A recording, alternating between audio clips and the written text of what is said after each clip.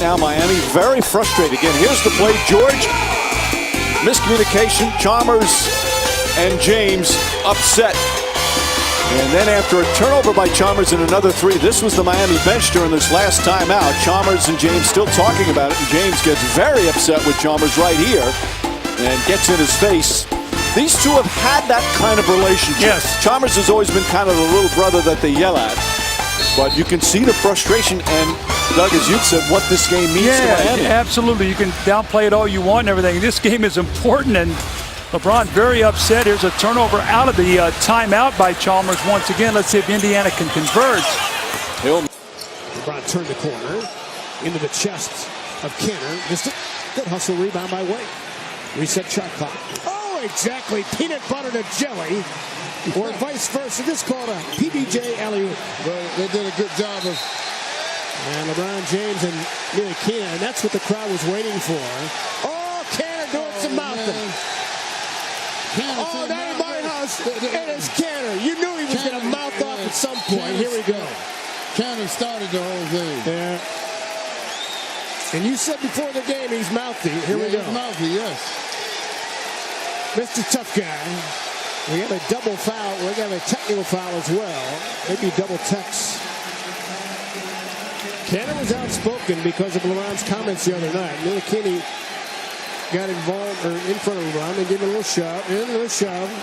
Oh, man. And here comes the police force. Right. Oh, look at this, Kenner. Yeah, see, Kenner, he should be the one that should be thrown out. I agree. He incited the riot right there. He wasn't even in the play. He wasn't even in the play.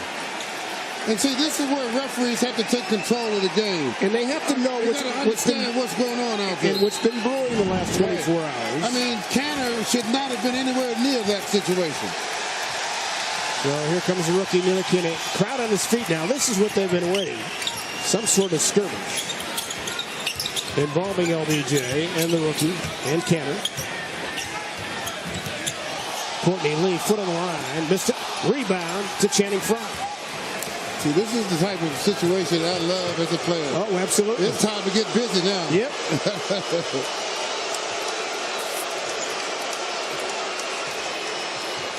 Kenner on a momentary switch. He goes right at him. Blocked by Courtney Lee and a foul. That's right. Kenner looking like a human bobblehead. Says, no, it was not on me. 4.7 to go. I used to love playing against guys like Kenner. Oh, man. I'm going right for your numbers every time. So LeBron at the line for a couple here. Yeah, but the way you set him up is make the shots. Kenner came to his teammates' defense when LeBron said that the Knicks should have drafted Dennis Smith Jr. He wasn't taking a slight at Neely Kenner, but Kenner took it as a disrespect for the rookie.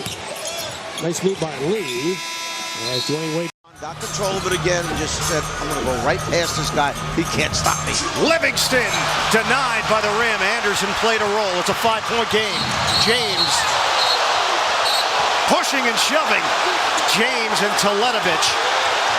Beasley came flying in. Kirilenko trying to play the role of peacemaker, as is Jason Kidd. Players cannot leave their area of the bench as Eric Spoelstra comes all the way across the floor. And Ed Malloy is trying to restore control.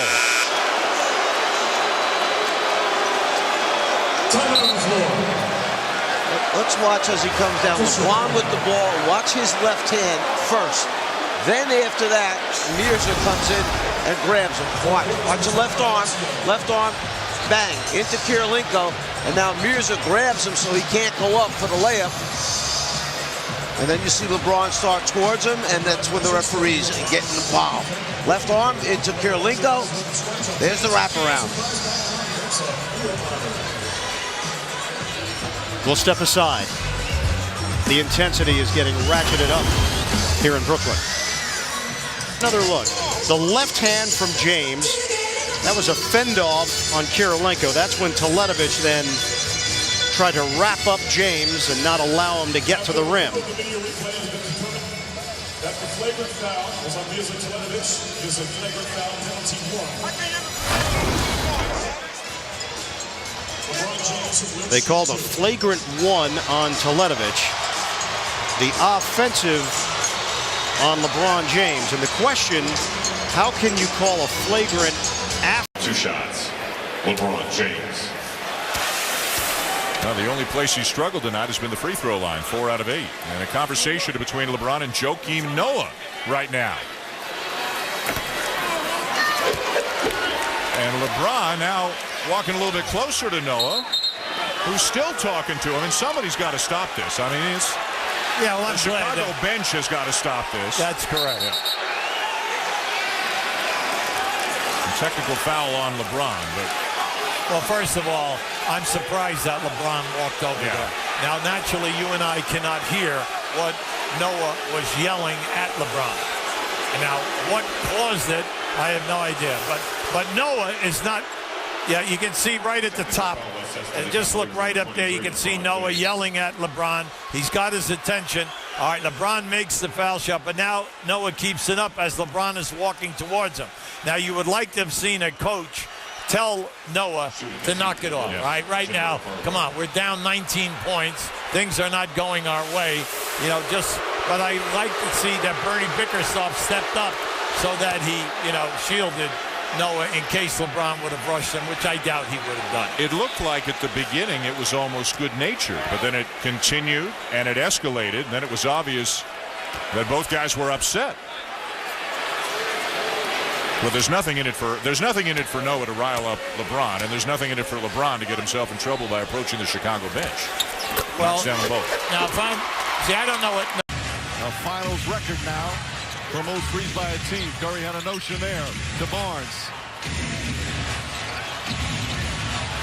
Green and James jawing at each other while play continues. Iguodala the pull-up. That won't go. And a double foul is going to be called. Channing Frye getting in between LeBron James incensed. Green starting to walk away.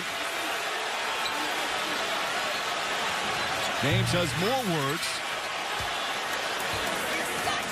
Remember, Draymond Green is 1 flagrant foul and 2 technicals away from being suspended.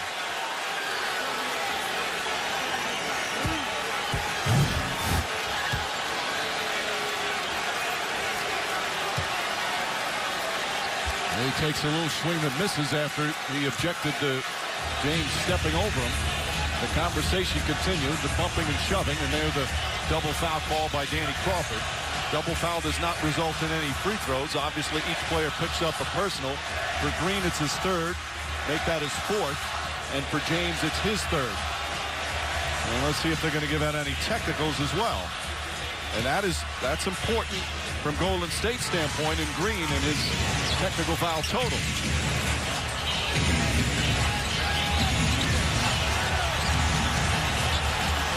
James usually doesn't respond like that, especially if the ball is still in play. As this physical play, again, we talked about it from the start of the game. It's been a physical game. Plenty of contact. And at a double foul there, they're now jumping at center court. And no technical fouls called. Usually you see a double technical in that instance, in addition to a double personal foul. Spin move. James throws it down with gusto. And then James and Noah exchange words. These two have had a history over the years. They're going back and forth with each other verbally. And James got the technical foul for taunting, I believe. Tony Brothers trying to explain it to James. And a technical foul has been called on LeBron James. Oh, and they also gave a technical to Noah.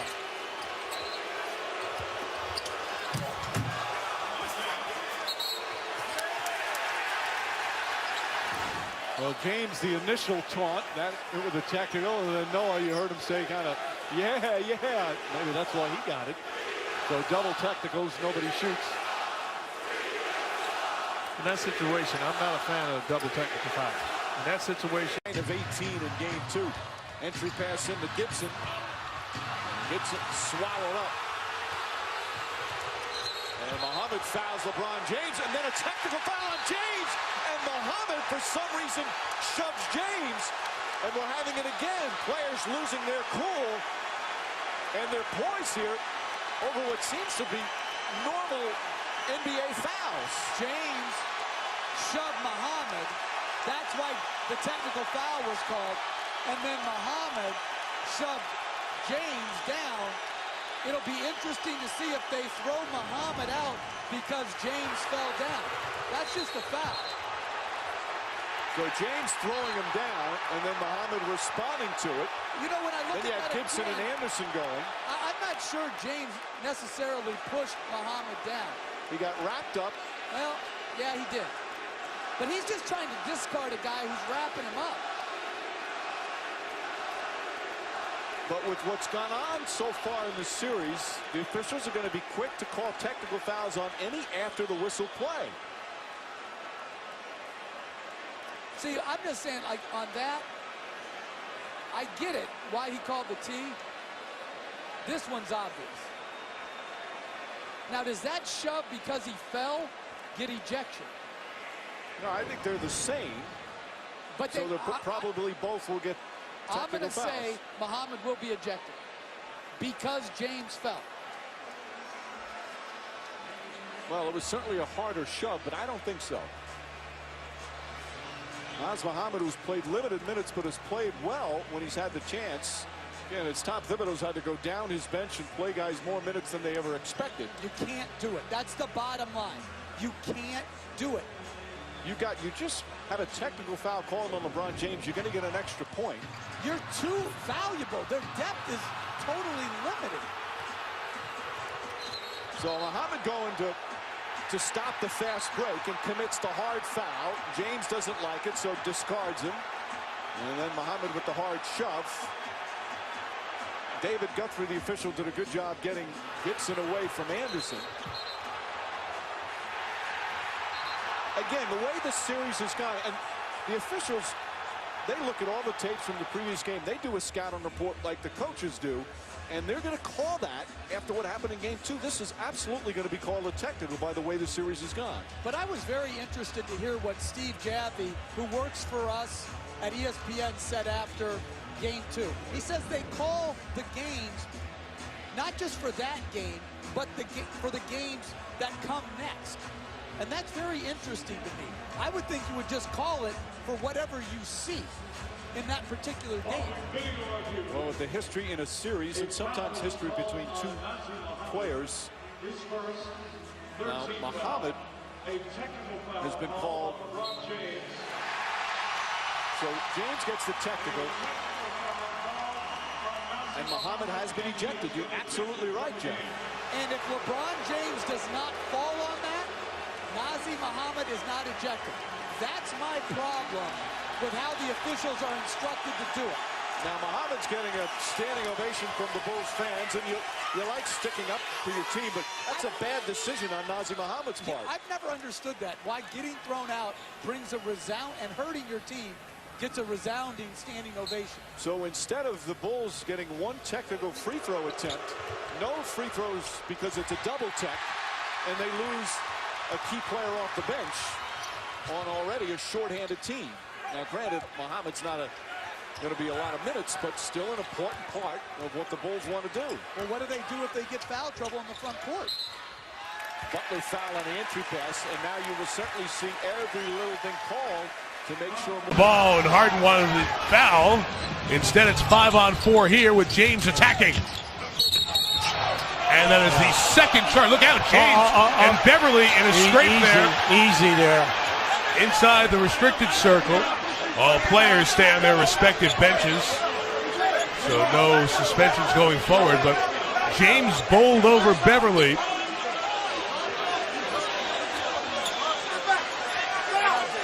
And the contact happened.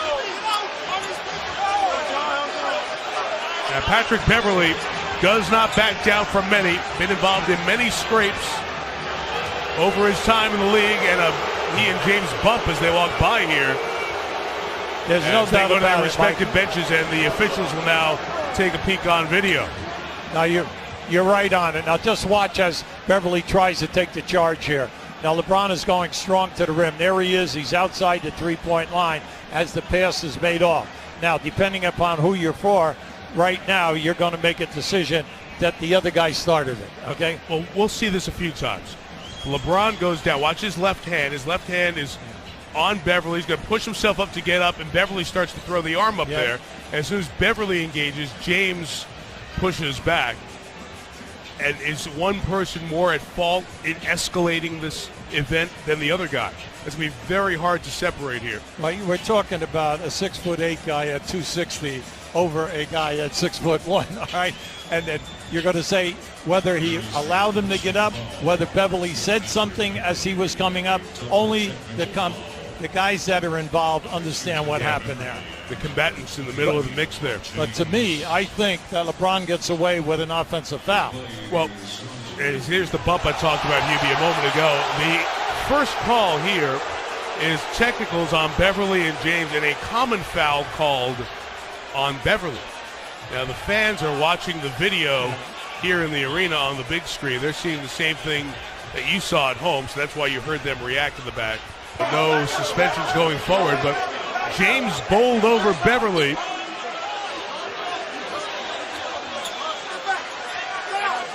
And the contact happened. Now, Patrick Beverly does not back down from many. Been involved in many scrapes over his time in this event than the other guy. It's going to be very hard to separate here. Well, we're talking about a 6'8" guy at 260 over a guy at 6'1", all right? And then you're going to say whether he allowed him to get up, whether Beverly said something as he was coming up.